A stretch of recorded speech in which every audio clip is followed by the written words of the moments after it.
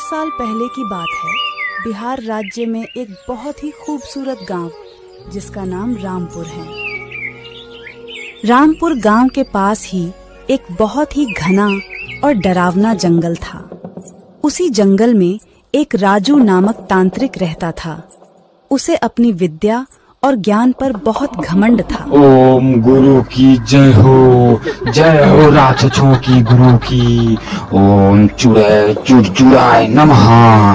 संजू चुड़ैल प्रकट हो संजू चुड़ैल। देखा, मैंने तुझको प्रकट करके ही माना। तुम मुझको परेशान नहीं कर सकती संजू चुड़ैल। उसका कहना था कि वो चाहे तो सभी को अपने काबू में कर सकता है। साथ ही तंत्र विद्या की मदद से किसी को मारने की कला उसे खूब आती थी। उसी दौरान रामपुर गांव के युवा एक एक करके गायब होने लगे।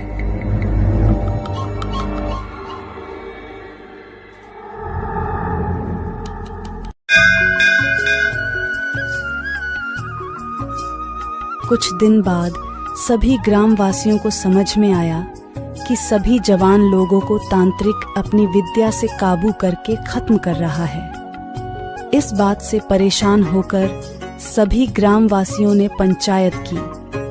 क्यों हरिया, मैं सुना हूँ कि गांव के सभी युवा लोग गायब हो रहे हैं। क्या मेरा कहना सत्य है क्या? जी सरपंच जी, सुना तो मैं भी यही हूँ और ये सत्य भी है। कल गांव में एक और लड़का गायब हो गया। वह तांत्रिक बहुत शक्तिशाली और ताकतवर है, पर इसका सामना करेगा कौन? सरपंच जी, ओ बिरजू किस दिन काम में आएगा हमारा? अरे वही मूर्तिकार बिरजू जो पलक झपकते ही किसी की आंखों को धोखा दे देता है। तो ठीक है, आज ही रात को हम लोग तांत्रिक को खत्म कर देंगे। बिरजू को साथ में लाना। आज रात को सभी लोग रात के 10 बजे तांत्रिक के घर पहुंचेंगे। और सभी लोग तांत्रिक को मारने का विचार कर लिए। प्लान के मुताबिक सभी लोग तांत्रिक को मारने के लिए निकल गए।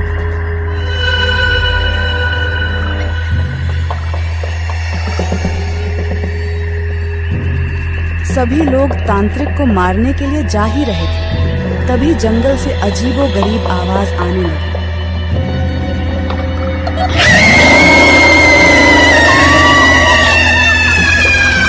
जंगल से बहुत डरावना आवाज आ रही थी, इसीलिए गांव के लोग जल्दी जल्दी आगे बढ़ने लगे। गांव के लोग सरपंच सहित अपने काम को अंजाम देने के लिए तांत्रिक के गुफा के पास पहुंच गए। अंदर तांत्रिक किसी पूजा पर बैठा हुआ था। इसी को अच्छा मौका समझकर गांव के लोग तांत्रिक को कुर्सी से बांध दिए। छोड़ दो मुझको मार कर तुमको क्या मिलेगा? छोड़ दो मुझको, तुम मुझे मार कर भी मेरा कुछ नहीं बिगाड़ सकते गाँव वालों। छोड़ दो मुझको, मैं मर कर भी अमर रहूंगा। मैं मरने के बाद भी तुम्हें सताऊंगा गाँव वालों।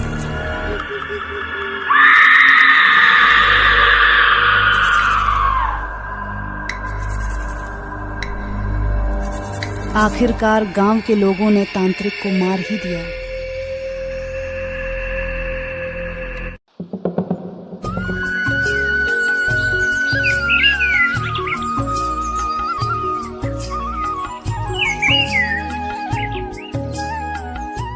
तांत्रिक को मरे हुए करीब 4-5 साल हो गया। गांव के लोग बहुत ही अच्छा जीवन व्यतीत कर रहे थे और खुद को बहुत ही सुरक्षित महसूस कर रहे थे।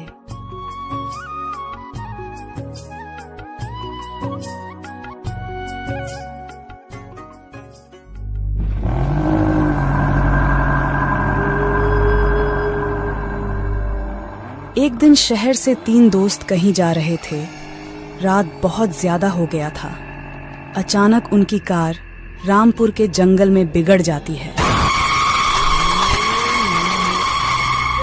कार बिगड़ जाने के कारण तीनों दोस्त जंगल घूमने का फैसला किया।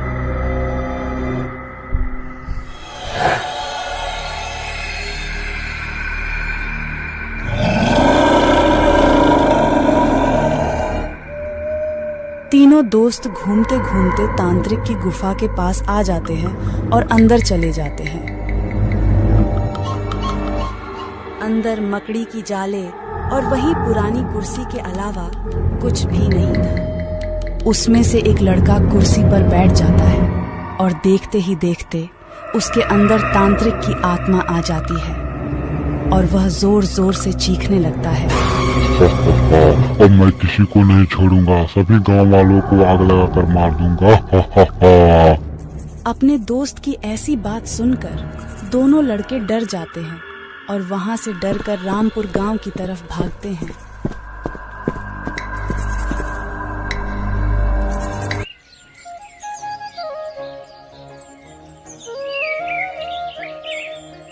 सुबह होते ही दोनों लड़के सरपंच से मिलते हैं और उनके साथ घटित हुई सारी घटना को सरपंच से बता देते हैं।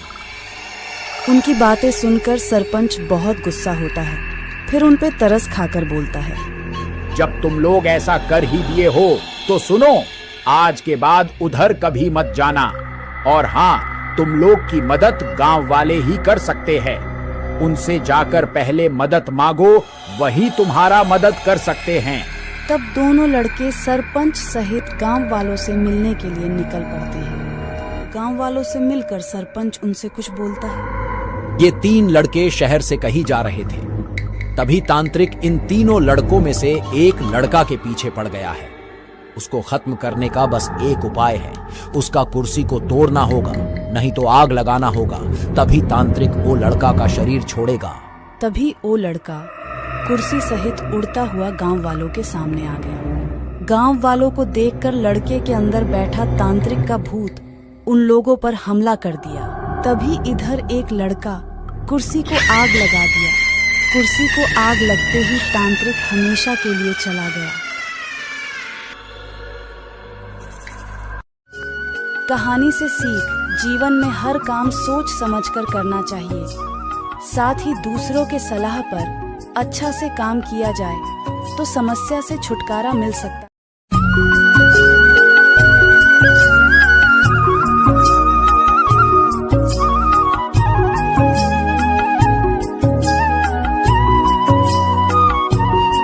गरीब किसान और आलसी बेटे की कहानी।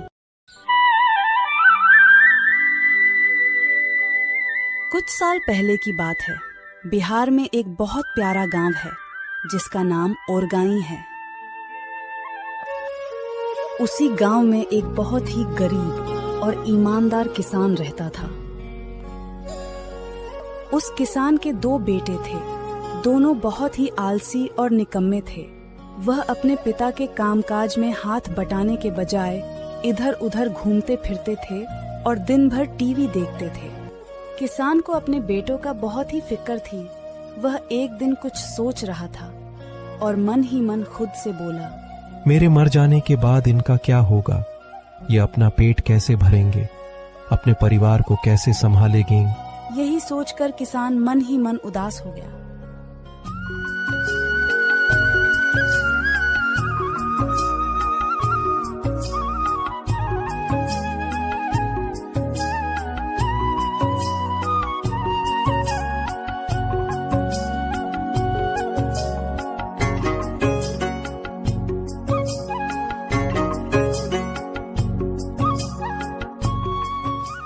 दिन किसान अपने खेत में लगातार दिन भर काम किया।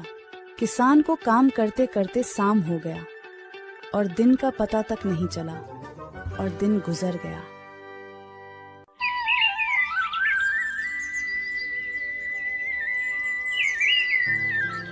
और अगले ही दिन किसान की हालत बहुत गंभीर हो गया। कहने का मतलब किसान मरने के कागार पर आ गया। तब किसान अपने दोनों बेटों को बुलाया। बेटा सुरेश, रमेश, जरा सुनो बेटा। और बुलाकर कहा, हमारे खेत में हमारे पूर्वजों ने खजाना छुपाया हुआ है और वह कहाँ गड़ा हुआ है इसकी जानकारी मुझे भी नहीं है, लेकिन उसे खोजने पर वह मिल जाएगा। इतना कहकर किसान भगवान को प्यारा हो गया। खजाने की बात सुनकर दोनों के मन में लालच आ गया। दोनों भाइयों के मन में लालच आने के बाद वह सुबह होते ही फौरन खेत पर जाने का विचार किए, क्योंकि उस दिन बहुत टाइम हो गया था और शाम भी हो चुकी थी।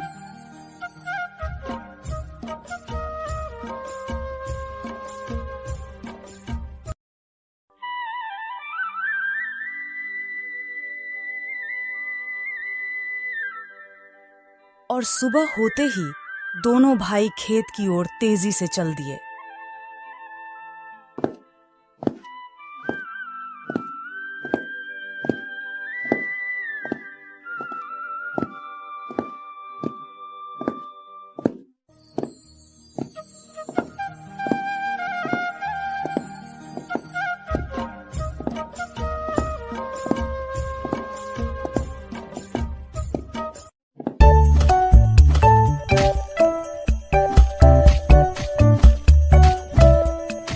आखिर में दोनों भाई जाकर खेत को खोदना आरंभ कर दिए। खेत को खोदते खोदते कुछ दिन बीत गया। आखिर में दोनों भाई खेत को पूरा खोद ही दिया। खेत को पूरा खोदने के बाद दोनों भाई थककर घर आ गए और अपने पिता को कोसने लगे। इनसे तो कुछ हुआ नहीं, खुद मर गए और छोड़ गए अपनी ये पुरखों की छोटी सी जमीन। समय के अनुसार कुछ महीने बीत गए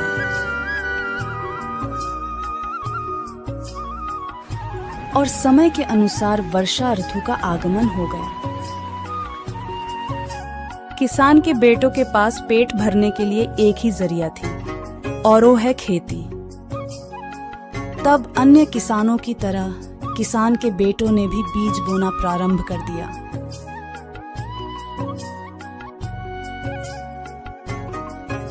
वर्षा की पानी पाकर बीज अंकुरित हो गया और देखते ही देखते फसल लहराने लगे। फसल को इतना अच्छा देखकर दोनों भाई बहुत खुश हुए, मानो खुशी का कोई ठिकाना नहीं हो। और उनको ये समझ में आ गया कि परिश्रम ही सच्चा धन होता है। उस दिन से दोनों भाई बहुत मेहनती हो गए।